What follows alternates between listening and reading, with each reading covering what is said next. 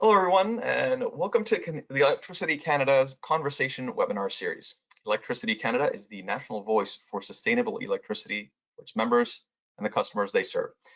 My name is Farhan Mirza, and I'm pleased to be your host for today's session.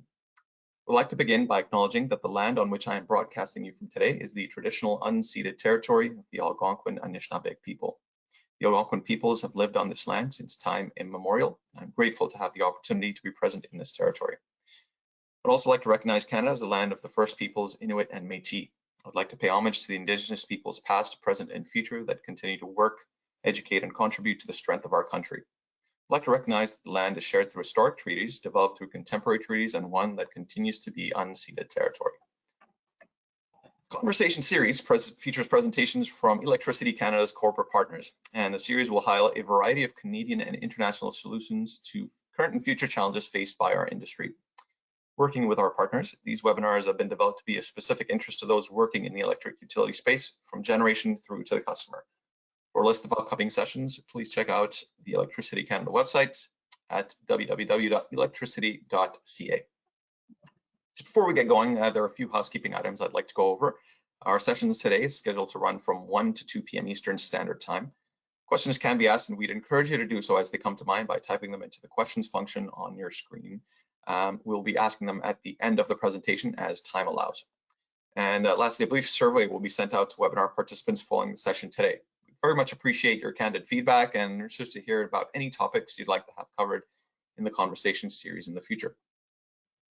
So please keep an eye out for future webinars and events through our monthly newsletter, Current Affairs. With over 6,000 subscribers, Current Affairs is the place to go for Canadian industry news as we connect the national value chain from generation to the customer. If you'd like to receive current affairs, you can subscribe to the free publication on our website at electricity.ca.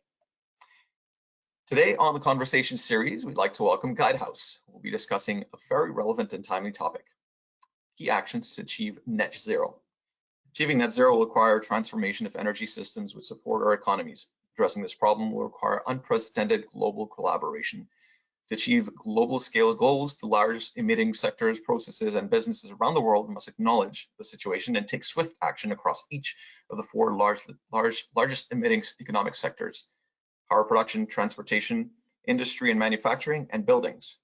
Within the power sector specifically, achieving deep decarbonization and climate resilience goals is a journey that will require regulatory and policy engagement, detailed investment planning, implementation of new customers programs, and strategic changes within energy sector organizations. During this webinar, Guidehouse will discuss the electricity sector's key actions over the next 5 years, which would include scenarios, development path and pathways modeling, a detailed asset level physical climate risk assessment inclusive of adaptation actions to inform asset level investment decisions, implementation support of new customers, programs, and pilots, establishing innovative business models around smart grids, demand management, and energy storage to be consistent with a net zero economy, and updated decision-making processes across utility organizations. To take us through today's session, I'd like to welcome from Guidehouse, Andrea Rosell and Danielle Vidoff.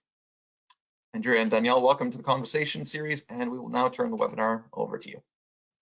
Thanks, Farhan. I'm going to kick it off with just a little bit of an introduction to Guidehouse for those who aren't familiar. Guidehouse is a client-centered organization which is focused on solving today's most complex issues. We bring a rare combination of industry and business integration skills and capabilities which support development, implementation, and management of large programs. We provide real-world utility transformation experience in both customer and grid domains, and our transformation capabilities are anchored in BCA, stakeholder, and societal benefit indication. So we're going to walk you through, as Farhan mentioned, steps that we think folks in the electricity sector need to consider as we move towards net zero. So I'm going to kick it off just by setting the stage. I think we can all agree that we're at a critical time in the global effort to address climate change. The IPCC report last summer, followed by COP, has added growing momentum for cities, provinces, states, and countries to plan for and implement changes which are going to help us achieve net zero. Globally, and particularly in Europe, the momentum has been accelerated by the ongoing war in the Ukraine and countries scrambling to find alternatives to Russian gas. The stakes are high. Climate change is a global challenge, and it's going to require action now to ensure the lowest impact to humanity. But climate change is also the biggest economic opportunity of our time. It's going to require all hands on deck and leveraging multiple solutions to integrate them into a least cost pathway to net zero. Understanding what those decarbonization pathways are is going to provide insights that are required to support policy and regulatory framework that will address equity and affordability and ensure that unintended consequences, such as potential stranded costs and other manageable issues, are addressed through that transition. Our path to net zero is going to require that we embrace new technologies such as renewables, advanced T&D infrastructure, RNG, hydrogen, and carbon capture, which will provide important components of that path to meeting the GHG reduction that are required. We think that collaboration is going to be critical in this transition to net zero. It's a global challenge, as I mentioned, and it's going to require all hands on deck. It's going to require long-term energy system planning and shared determination of all that are involved in the energy system. Ultimately, this transition is going to require a lot less conversations about who owns the emissions and more time focused on actions to actually move towards implementation of those net zero actions. So if we can flip to the next slide, Danielle. When we think about that transition to net zero for utilities, it's really a fundamental change in the way the utility is structured and the way a utility plans for and considers investments. The transition is going to require that utilities have a structured approach for integrating decarbonization, resiliency, and flexibility metrics into their planning on both the system and investment side. This is going to have to occur while maintaining the delivery of safe, reliable, and affordable energy. In many places, utilities are not yet regulatory bound by the three new pillars. That can be challenging, and regulators are going to need to accelerate their transition to support what utilities are being asked to do in this net zero journey. So if we flip to the next slide, when we think about this path to net zero, we're primarily talking about mitigation. Those are the actions that utilities are taking to plan for and reduce scope 1, 2, and 3 emissions. It can include clean electricity and low carbon fuels, and also include supporting things like electrification for customers, energy efficiency, and other DERs. However, climate resiliency is also becoming an increasingly important issue as a result of heightened focus that is resulting as a result of a number of climate events that have happened in the past couple of years. Utilities are also going to need to consider adaptation actions, which are part of that net zero planning. Unfortunately, we're already at a point where climate risks are going to be higher in the future than they have been in the past. In parallel to deploying those actions which are going to support mitigation, we think that it's critical that utilities consider actions to support adaptation. We're going to share some insights into key steps that utilities can take in both mitigation and from both a mitigation and adaptation perspective. So starting off with that mitigation perspective, when we think about the path to deep decarbonization, we really think that there are 5 primary building blocks. The first is the implementation of energy efficiency. This is the reduction of electricity and natural gas consumption to the maximum extent possible. Once you have implemented energy efficiency, then it's looking at decarbonizing that electric power system. So deploying renewables to offset any fossil fuel generation. Once you have that clean electric power system, then you look at electrifying end uses where it makes sense. So strategic electrification. In many cases, that will be the building and transportation end uses, particularly light duty transportation. But there is still a lot of ongoing discussion around the building side in particular, particularly in colder climates like Canada, where we are unsure of the role of electrification versus low carbon fuels. Once you have electrified the end uses that make sense, you look at deploying those zero carbon fuels. So that's using hydrogen on RNG to decarbonize the harder to electrify sectors. And finally, we see employing carbon capture and storage, sequestration, and other offsets, which provide that negative emission for any remaining fossil fuel use. Ultimately, the balance between electrification and low carbon fuels is going to vary by jurisdiction. And this is going to be dependent on the energy end uses and natural resources which are available in each jurisdiction. This is really where pathway modeling comes in. So if we can flip to the next slide, Danielle. We can develop optimal pathways by considering the available supply of different energy sources and demand end uses and optimizing the use of the existing infrastructure versus the cost of building new. Pathways can solve for minimum energy system costs over a specific analysis horizon, and we can optimize around supply, infrastructure, and demand costs. As I mentioned earlier, the reality is that in all jurisdictions, the pathway to net zero is going to require a combination of a significant number of technologies. The intent of this pathway modeling is really to examine the potential of these different technologies and determine the optimal role for all technologies and energy system components. In Canada, many jurisdictions have already moved towards clean electricity systems, but we need to address the challenges that are going to occur as a result of increases that are expected in peak demand as a result of electrifying end uses such as transportation and building. So if we move to the next slide, this is really covering the importance of completing pathways modeling from a perspective of looking at the entire energy system. We discussed earlier a requirement to integrate planning from both the gas and the electric system side. We're solving for a global problem when we think about that path to net zero, not an individual problem for an individual company. And that's why it's going to be important that we consider the broader system rather than investments that just a single company is making. Analyzing the electric and gas systems in isolation is no longer sufficient, nor is it appropriate. This is because in that transition to net zero, the decarbonization of the electricity and gas systems is going to become increasingly interdependent.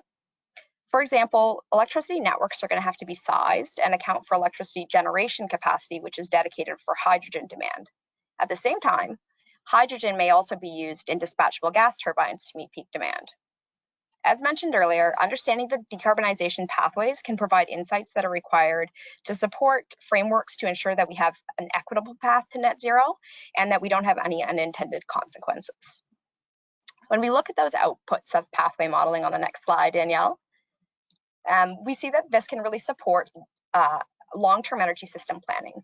The outputs of pathway modeling are able to provide timing and magnitudes of investments that are required for both gas and electricity system. I'm going to pass it over to Danielle to talk about some of the considerations that we think are important when utilities are looking at adaptation. Great, thanks, Andrea. And just to put a final point on what Andrea was speaking about, right? The real importance we think of as we think of the pathways modeling is around the idea of understanding the energy system as a whole, right? Not making decisions in a void around one system or another. And we'll talk a little bit more about that as we move into the adaptation section. So when we're talking about adaptation, we are really talking about the utilities' responses to extreme weather events or black swan events, kind of whatever anyone's going to call a non-normal kind of weather event. We often are thinking about reliability. That's a very common term, a very common thing that utilities are already planning for.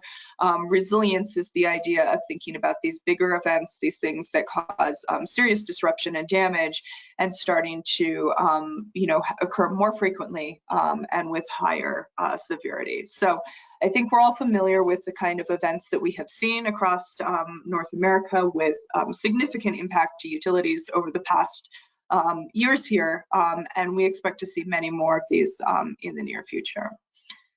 When we're thinking about overall risk and resilience, we really are thinking about two different types of risks to the energy system and to the companies as a whole.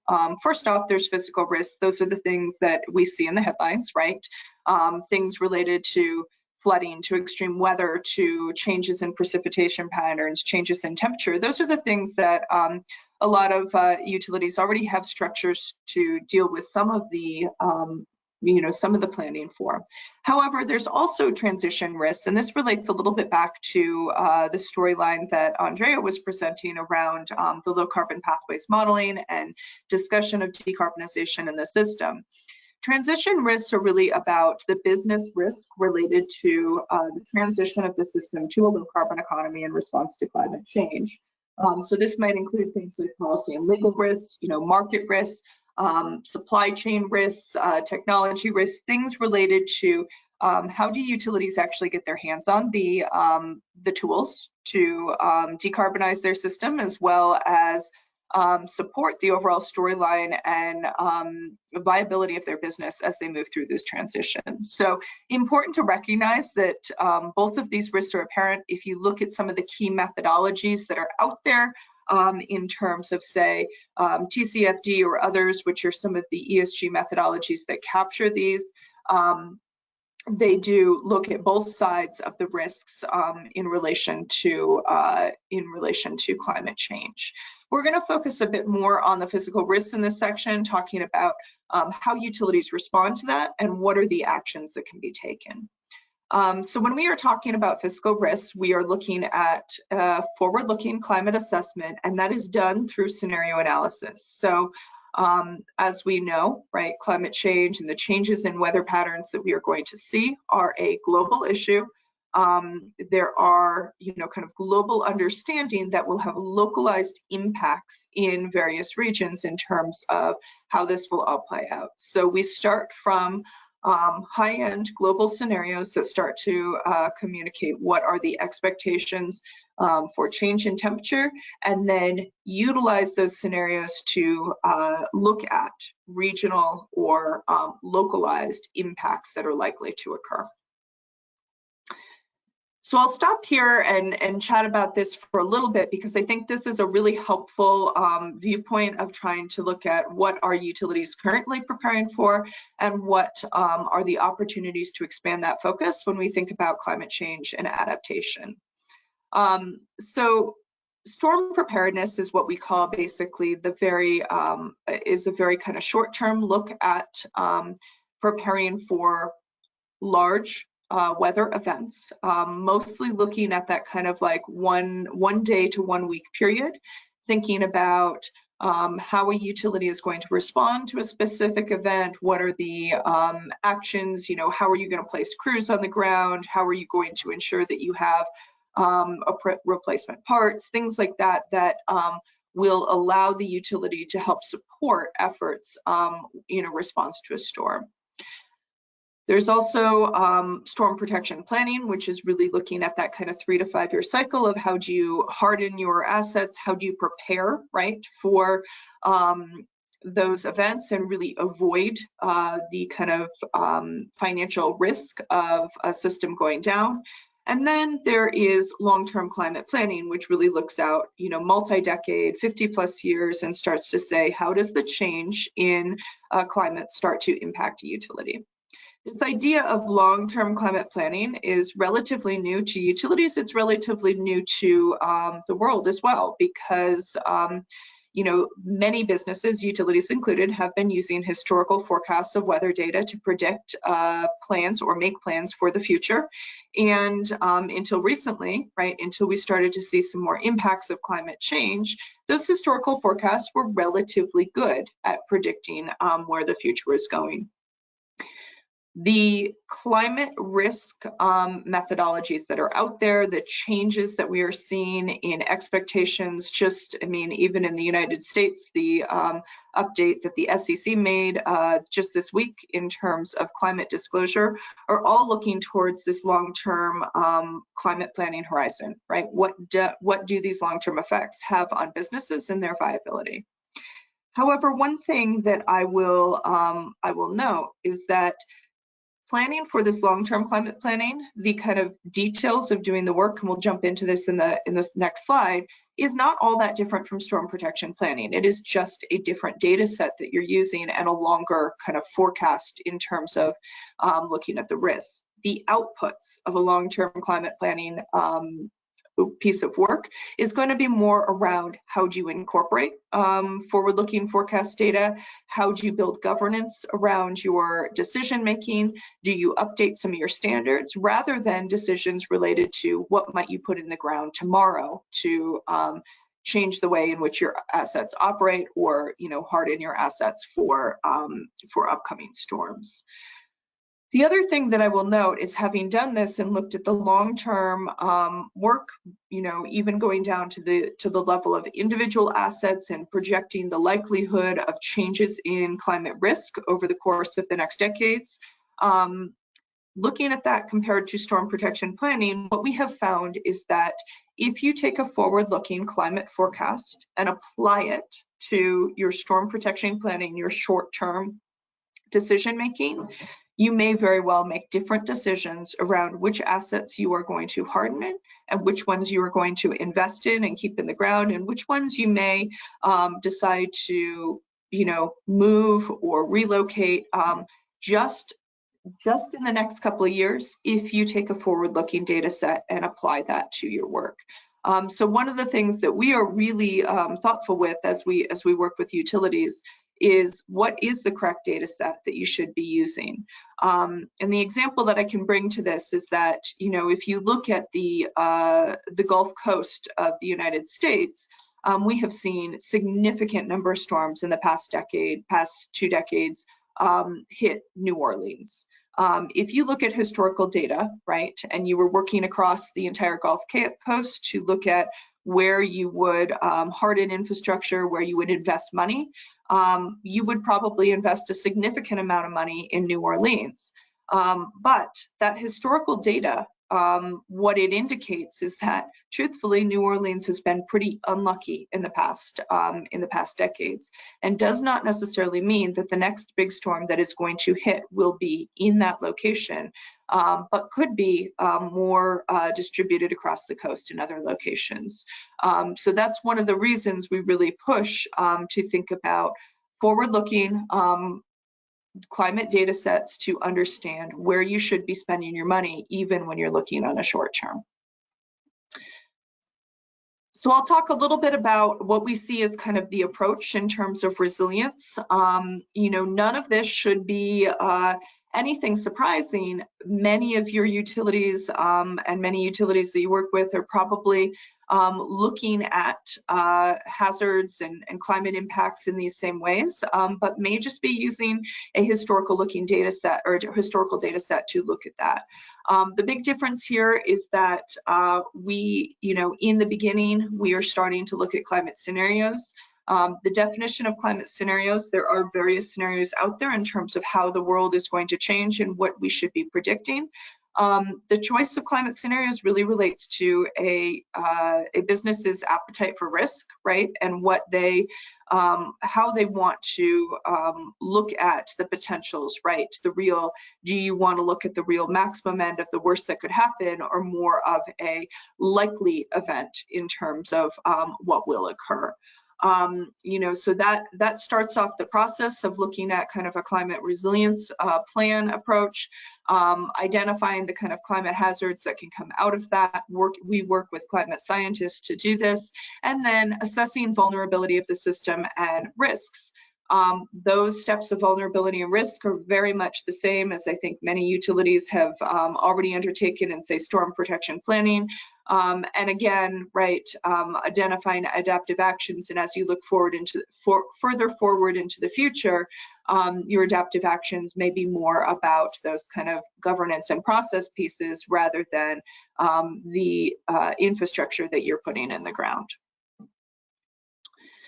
Finally, I will just kind of present a really quick example of what we start to see as we lay out all of this data. This is an example for a natural gas facility where basically a natural gas plant where we're starting to show the percent failure in a given year, the likelihood of failure as we look out over an asset's remaining useful life. You'll see that that percent failure goes up quite significantly as that asset gets further along. For this natural gas asset, you can see that flooding was the highest likelihood of kind of failure at this asset, followed by wind. And heat and extreme heat we're seeing as very little likelihood of failure for this asset and change very little over time. So this started to give some of those indications to the planners in terms of what are the types of things that they should be doing, how far into the future should they be planning, and what does that mean in terms of the adaptive actions that they should be taking. Okay, from there I'm going to pass it back to Andrea to talk a little bit more about what does this all mean and how do we incorporate this in the larger picture for utilities. Thanks, Danielle. So we've spoke about the transition to net zero from both a mitigation and adaptation perspective, and we wanted to bring it back in terms of what does that mean from the broader utility perspective. And I think the reality is that the transition to net zero is going to change everything, essentially. There are significant changes that are happening in, if we can flip to the next slide, Danielle, in the demand and driver relationships. This is as a result of a lot of the actions that are happening in that mitigation pathway. So we see a lot more EVs that are coming on, heat pumps that are going to change the feeder loading at peak. And the change in temperature that's happening as a result of climate change is also going to lead to more load as a result of AC. In parallel, there's going to be offsetting effects on the utility load from a perspective of DER adoption that's going to require greater visibility for utilities across the system. But this change is going to require not only new tools to support advanced system and investment planning and load forecasting, but also changes to the organization and processes so that planning is no longer occurring in a siloed manner. So if we flip to the next slide, we think a big piece of this transition is associated with advanced integrated planning. So this is looking at integrating the planning across generation, transmission, and distribution. Existing and forecasted DER uptake on the distribution system is going to impact transmission and generation planning. Particularly on the distribution side, it's going to be important for utilities to start to incorporate advanced load forecasting and the potential changes in the demand on their system into their forecasting in the near term.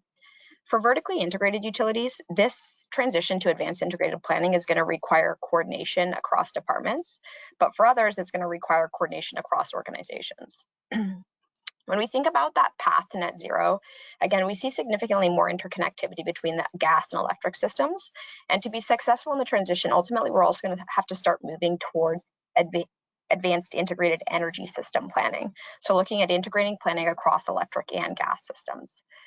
There isn't currently any single tool that's available for advanced integrated planning, but we do see a number of utilities which are looking at leveraging existing tools and combining them to build a comprehensive solution that incorporates the changes that are also required to the people and processes side of things to break down those silos. In addition to advanced planning, utilities are also going to need to consider how they can develop and leverage grid modernization programs to support this transition to net zero.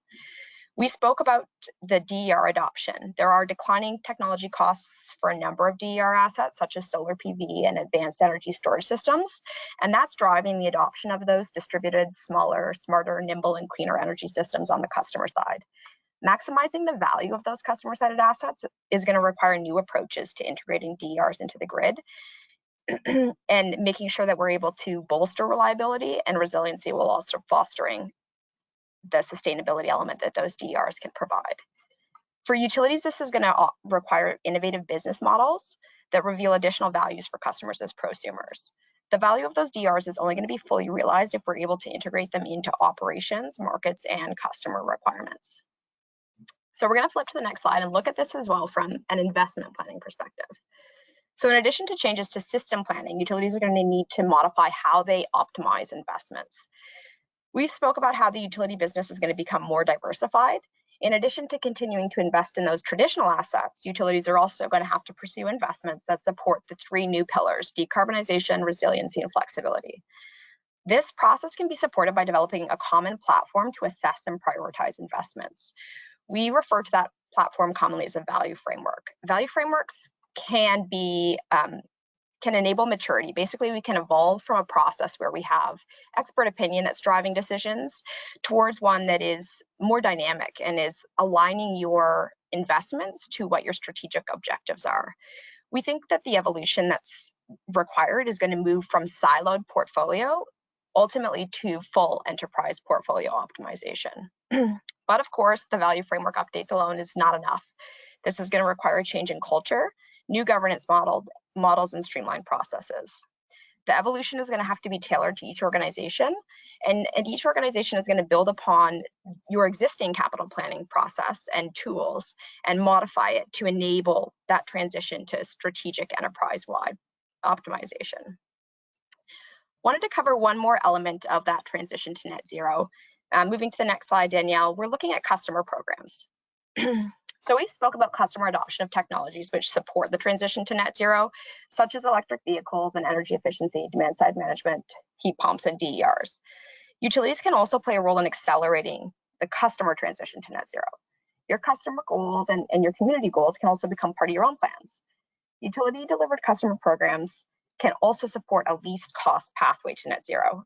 And they can also ensure that utilities have visibility and some control over assets that may otherwise impact how their grids operate.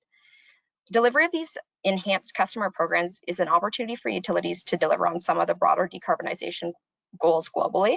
and it offers new business models for utilities to pursue to support diversification of their business. These programs have evolved significantly in the past number of years and can provide more flexibility now.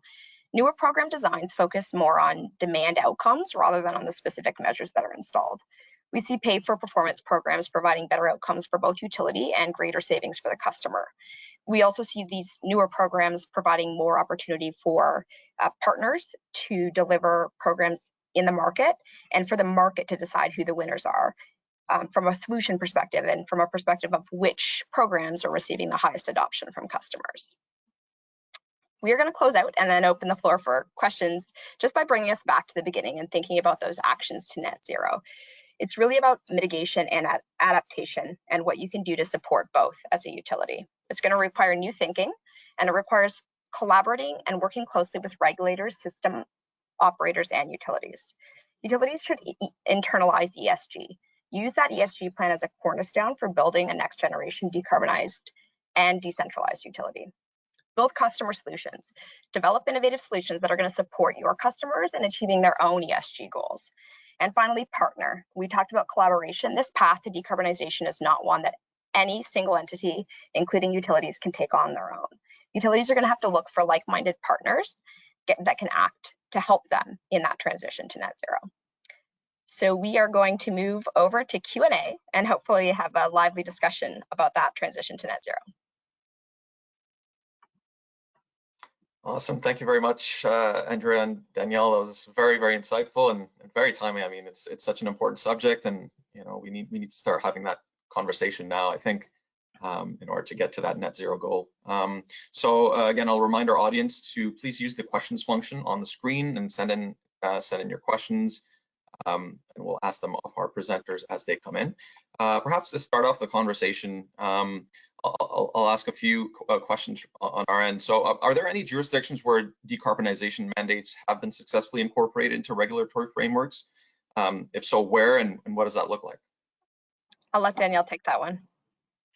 Yeah, I'm very deep in this right now. So what I will say is that it is all in progress right now, and success is being determined at this time in terms of what's actually going to occur. One of the ones that our team is very involved with at this point is what is going on in North Carolina. So North Carolina just last year passed a House bill that required all utilities, which really just means Duke because they are the only one that's large enough, to decarbonize their electric generation 70% by 2030, 100% by 2050, right? What happened then is that Duke was required to build out a carbon plan, which they are currently in the stages of developing, which will be filed with the regulators in early May to go through a process of the regulators reviewing, integrating stakeholder feedback, and then finalizing a carbon plan that will be a statewide carbon plan to meet that goal. What we're seeing there, and I think it's really interesting and something that a lot of people should keep an eye on as this moves forward this year, is that there is an agreement between the legislative and the regulator in terms of moving forward with this goal, which makes the pathway for the utility a lot different, right? The utility can now go to the table and say, we want to achieve that goal. Here's what we need to do, or here's the changes we need to get there, right? That is a very different sort of ask from a utility than a utility that is in the position of decarbonizing, but still being required or mandated to maintain, say, least cost assessments when they're evaluating the generation that they can put online. So one of the things that we are very kind of involved in and watching closely is how can we move policy and regulation in a way that can help give utilities the support they need to make the changes in the decision-making processes. And that's exactly related to that slide Andrea showed up front with kind of the new asks that utilities are being required to kind of move on from stakeholders, from others, but may not have the regulatory backing to get there. So I would say it's all in progress at this point. I can't point to one where it's fully successful, everything's integrated and a utility has all the support they need, but there are some really interesting examples that are going on now that are going to start to define how this plays out in other jurisdictions. Excellent, thank you, Danielle. What are you seeing in terms of percentage of utilities or public utility commissions that are exploring or rolling out DER pay-for-performance programs? Pay-for-performance programs, I think, are new, but it's expanding basically. So everybody is inquiring about them now. I don't think I have a percentage that I could list off the top of my mind, but a lot of the newer program designs are looking at that as an alternative to the traditional programs. I don't know, Danielle, if you have an actual number, but not off the top of my head. I would say it's a big discussion item at this point. And I think the number would be cut differently depending on who's considering it, who's actually doing something on it. And there's probably a lot of ways to put that number together. Excellent. Moving on, what are you seeing in terms of utilities defending the additional costs associated with climate resiliency investments? Yeah, absolutely. And maybe I can jump in first here. So there's a few different options that are out there, and we've seen different structures, right? Whether you are a natural gas utility or electric utility. Natural gas utilities have had a pretty interesting pathway in that they have been able to receive basically accelerated funding for pipe replacement programs, which really is a big kind of resilience investment as well, particularly when you're thinking about the decarb side and making pipes ready for low carbon fuels, right? Because some of that pipe replacement can actually move a utility more towards low carbon ready kind of pipelines. So that's one option that's been on the table, right? That's kind of without even speaking to climate resilience, can support the type of investments that natural gas utilities need to make. From the electric utility side, we have seen significant interest in storm protection planning. And as I spoke to in my discussion, that has primarily been looking at historical weather data. We are just at the point that I think utilities in the world are starting to recognize that there's a way to potentially look at storm protection planning with forward-looking climate data that doesn't change the investment profile that much, but maybe a better assessment of how to spend that money in the future, right? So I think there's still a really significant platform there in terms of utilizing storm protection funding as the platform, but utilizing a slightly different data set to make the assessment of how you identify where you spend those buckets of money. But Andrea, I'll pass it on to you for other additional thoughts there. Yeah, I think from a perspective of investments and where it's easier to make them, it also depends on the jurisdiction and the policy framework, not only the regulatory framework that's in place, but in many places where we see the investments being approved, they're driven by policy versus being driven by the utility through the regulatory framework, and then it's easier for it to go through. And then another thing which is happening is that it depends on what type of utility you're talking about. So a lot of investor-owned utilities are seeing greater support for the investments than ones that are publicly owned, just because the investor community has identified that climate risk and is taking action on it. So we're seeing more movement depending on the jurisdiction and on the utility type, in addition to the comments that Danielle made. Excellent, thank you very much. And what steps can utilities take to move towards integrated system planning, so electricity and gas? Danielle, did you want to tackle it first? Or do you want me to? Go for it. Okay. I think that we need to do, it requires collaboration. I think that's a big piece of the answer here. We see a lot of activity in terms of, electric utilities or gas utilities trying to support their own role in that transition to net zero, but the reality is that both will have a role in the future. And so there needs to be at least some alignment at a jurisdictional level about what the role of each is, and then you can move into that integrated energy system planning. So, what is the role of the gas utility in the future? Is it as a hydrogen carrier? Is it as a renewable natural gas carrier? And that depends on the jurisdiction and what the natural resources are that are available in that jurisdiction. But once you have broader alignment on that, then you can start to do that long-term planning where you really understand what is the peak demand impact going to be of the transition to whatever is being electrified. Because right now there is still open debate about that.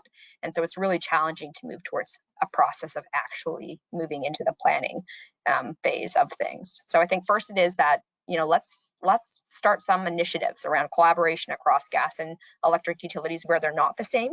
Because in some cases where it is an integrated gas and electric utility, that's easier to do. But where it's not, let's start a conversation about what is the role of each and collaborate to develop that, and then move from there into that integrated system planning. Yeah, I think, Andre, that's a great answer. I will note we are seeing more and more dockets coming out from the regulators around something titled Future of Gas, or future, like understanding the future gas system. I think they still are in many cases very narrow-sighted, really kind of posing, we already understand the electricity system and where it's going, let's figure out the gas system. But the truth is that there are, well, we understand the electricity system will continue to be important. We're going to see more electrification of uses. We're probably going to see expansion of that system, right? Understanding the dynamics of what it actually makes sense to electrify and how much do you rely on low carbon fuels is a really big question that's still out there for answering. And the one way to answer it, and a lot of our systems are set up this way, is basically everyone positions for taking as much of the pie as they can, right? Which ultimately does not end up in the lowest cost societal solution to decarbonizing the system or to building a resilient system, right?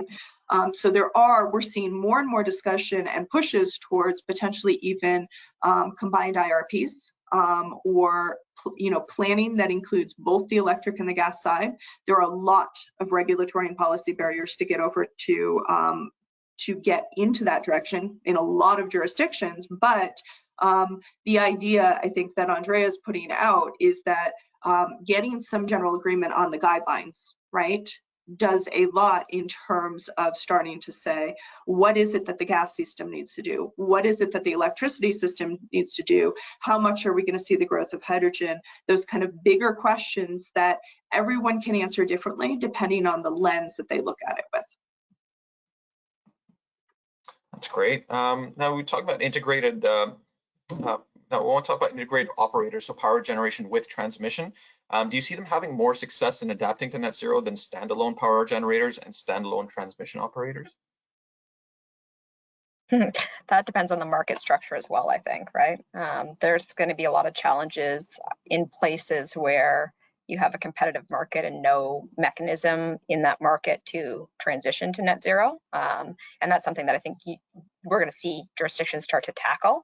Alberta is a great example where they're going to be, tackling the transition to net zero, but they don't have, it's a competitive market, right? So they have to have a way within that market to incent the generation to meet those requirements.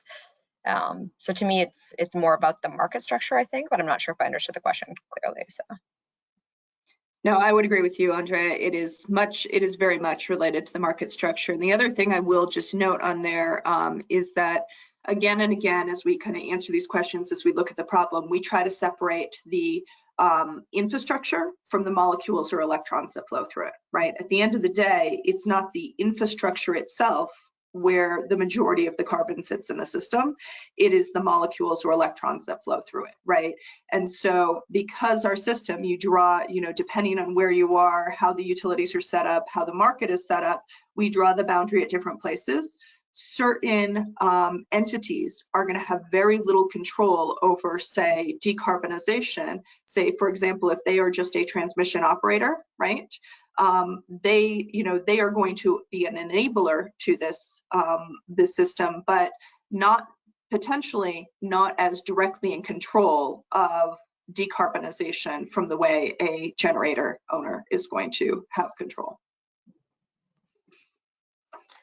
Thanks. Now we have one of our audience members asking if you can discuss further reliability considerations in performance-based measures.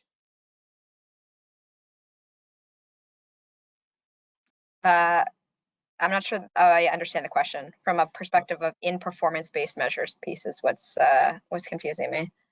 I think we were talking about the pay for performance earlier, so that might be clarifying or expanding on that. Sure. So the pay for performance program concept is really outcome-based versus it being measure-based. And so the idea is if there's a specific outcome that you're looking for, you can even do it within a targeted area.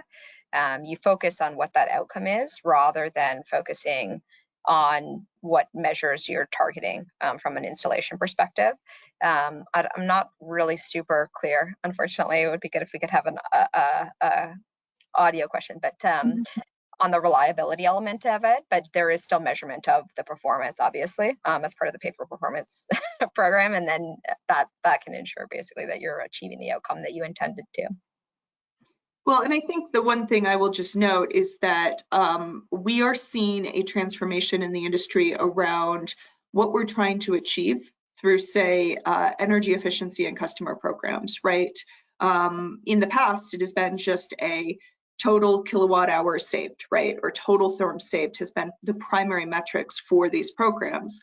We're starting to see a move towards, focusing on peak demand shaping or better aligning, say, generation or usage with generation profiles, right? And that's all of these new programs that are coming in. So as we think about pay for performance and reliability, it aligns with that whole structure of how do you think about the customer side piece of energy use and to flow energy power as customers install, renewables on their system in a way that can support further reliability of the overall system. There's a lot of utilities grappling with that at this point in terms of how do you manage everything that happens on the customer side of the meter and how does that play into the overall story of supporting the goals and what you actually need to achieve. We're seeing some requirements come down that are actually requiring greater amounts of, just resources that a utility can kind of draw on as a backup system at certain times of the year, changes in the requirements because there's so much more variability on that customer side. So right now, I would say the overall market is not working in the way that is going to deliver the most beneficial system. And we're going to need to see movement on both sides, which is going to require those programs to better define, say, expectations. They may be more focused around reliability than, say, savings in some cases. And we're going to need to see potentially more control from the utility on some of those systems as well to be able to count on them as true resources when, say you have a significant event on the system. Great, thank you, Danielle. Currently, there are a lot of price fluctuations within the European energy markets. Are the resilience measures that you've discussed previously expected to decrease some of this volatility over the long term, or is this an entirely different question and not tied to resiliency? I think it's sort of tied. It certainly is tied to the net zero activities and what we see happening in Europe. We have a number of colleagues who actually work in Europe as well. And it's really accelerating a lot of the conversation around the transition in general. How do we, become less reliant on Russian gas, and how do we have, more resiliency within our system without having that as a potential part of the energy system. The reality is that a lot of the plans take more than a couple of months to implement, and so it's a transition that's going to take time. It's accelerating the speed of that transition, and there are things that are happening in the meantime in order to maintain energy supply in Europe. But I do think it's tied to the resiliency piece. I just don't think it's directly tied. I don't know, Danielle, if you have a different view. No, I would agree with that. And I would agree, and truth be told, right, what we're seeing right now in terms of price fluctuations because of what's going on in Europe, we are going to see more price fluctuations, because this market is getting more constrained. We're seeing issues around, you know, supply of certain metals and things like that that make, you know, price volatility occur, right? And that's going to happen as we go through this transition. So the idea of resilience is really kind of supportive of managing some of that, price volatility being one of the one of the many pieces, right, that resilience will help to solve. But at the end of the day, when you think about resilience, being more energy efficient is part of resilience as well, right? Because if you use less energy, right, you don't have to create as much, which means that you can be more resilient, you can make it through more times of disruption. So I think they're all tied together. Again, as Andrea says, right, what we're seeing in Europe today, I think, is going to encourage greater decarbonization and resilience in the future. But again, a lot of these things take time to develop. Oh, that's totally fair. Now, how can utilities take advantage of greenwashing under the net zero vision? Well, Take advantage of it. I don't know. Are we going to promote utilities taking advantage of greenwashing? Is it a question of, like, you know, what could utilities do to position themselves well? Yeah, I think that's you can take that position. Yeah. Yeah, I think all organizations now are coming up with, you know, net zero plans, essentially. And there are varying degrees of actual activities that support those plans from a perspective of, you know, ability to achieve. And what we're seeing is that in the past, I think a year and a half, folks have actually been more focused on figuring out what they're actually going to do to achieve those targets. I don't know. I'm struggling to support the concept of greenwashing, honestly. No, I think. totally here's my two thoughts, right? Greenwashing is an issue in the kind of net zero space. We see it again and again. It doesn't mean that every organization that has a net zero goal is greenwashing, right? There are ones that are really attempting to do their best, move as fast as they can.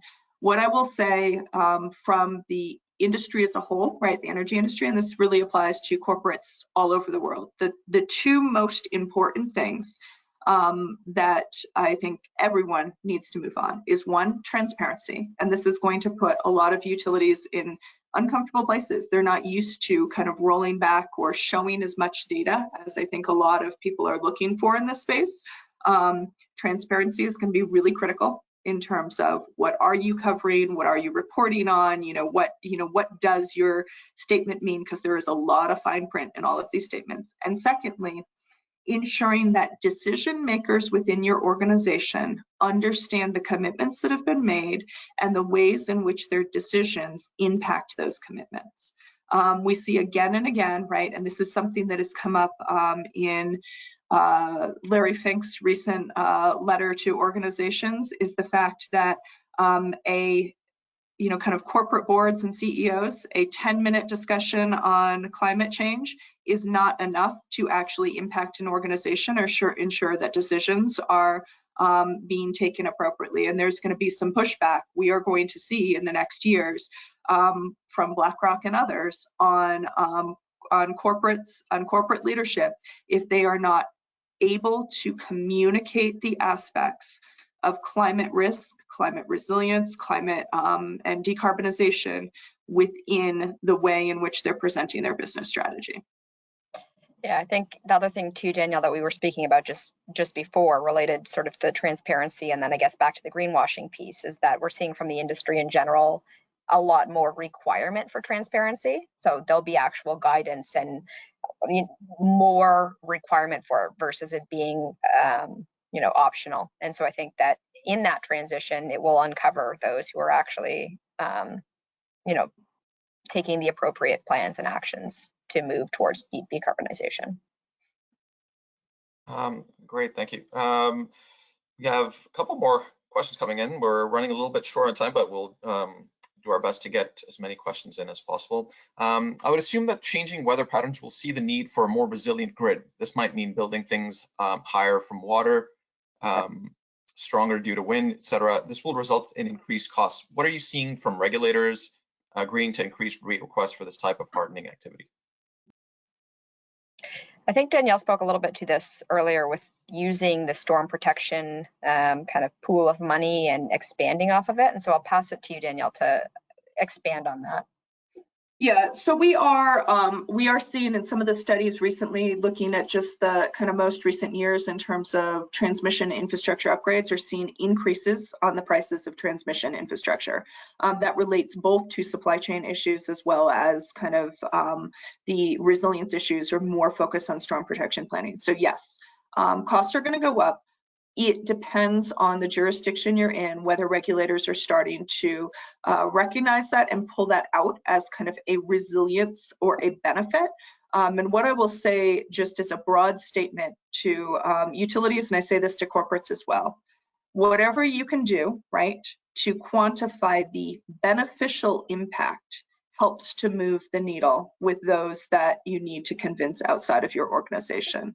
And it's the same thing that regulators need to see as well. When we talk about, say, least cost, the path has been, least cost infrastructure to get to a goal. Well, if you can convince them that it is a prudent investment of money, right, because the alternative to not spending that money results in significant disruption and significant investment if a storm hits, right? And you can kind of predict that possibility. You can convince a regulator that it is a least cost investment based on that probability. And those are going to be things that we start to see more and more from utilities in their filings to regulators. Excellent, thank you. I think we'll ask one more question. Can you expand on how physical risks affect net zero efforts or goals of power or transmission operators? I can see that it adds cost to new and existing infrastructure, but not sure how it will impact net zero efforts other than potentially being detrimental to a project's overall economics. Well, I think, it does add cost, but we have to kind of focus that cost in the understanding of the whole system, right? And what we're trying to achieve. At the end of the day, yes, it does add cost to things like, say, holes in ground, and maybe you're going to make those more wind resistant. But the other decisions or physical infrastructure considerations are things like taking that into account in terms of, say, where you're going to site solar or wind. And we're starting to see more and more organizations start to say, can we take forward-looking physical risk assessments into account as we go through siting decisions, which are going to potentially change the answers in terms of what we might do, how we might set up our system, such that we don't end up with, say, stranded assets in the future, not because they're not used, but because they become significant kind of risk, cited in significant risk areas. Excellent. Thank you very much, Andrea, Danielle. I think that we've reached our time for questions. So thank you to our audience for sending those in. Is there anything that you'd like to leave our group with as we conclude the webinar? Any final thoughts? No, I think, as I said a few times, I think collaboration is going to be critical. I think it requires, the solution is going to require that we all work together across the entire energy value chain. It is the biggest challenge we've faced as humanity, and I think let's get going on it and see what we can do in the near term. Excellent. Danielle, anything from you? I'll just echo Andrea. We are in a time of kind of intense change. We're going to see a lot happening in the system, and we are going to need to share best practices, work together, and find ways to best approach this situation, because no one is going to have the silver bullet on their own, right? Everyone is going to need input from others. Yeah, well said. There's no one silver bullet, so we need to work together for sure. So thank you again very much for taking the time to present and for answering the questions today.